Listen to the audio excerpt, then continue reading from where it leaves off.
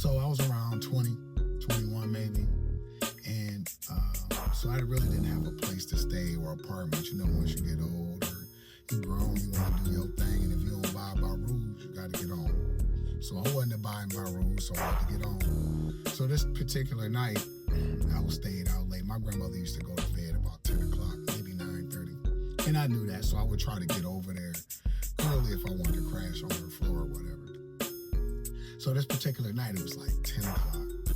I'm like, dang, I know I ain't gonna catch grandma, but let me try.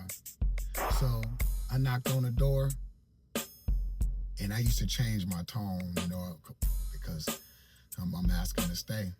So she'd be like, who is it? You know, loud, probably got a pistol in her hand. She said, who is it? I say, it's Jerry Jr. And she'd be like, not tonight. Not tonight. I just put my nightgown on. I ain't got no clothes on. My phones is off. My lights off. Not tonight. I'll see you tomorrow. I love you.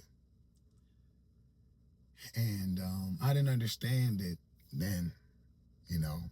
I understand it now, though.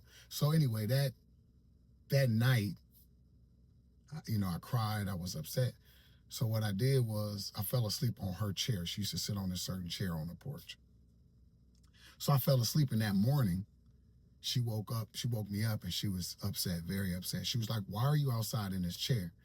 And I said, well, Grandma, you didn't let me in. And she said, well, do you know why I didn't let you in?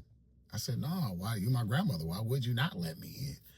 She said, listen to me, something, baby. Let me tell you something.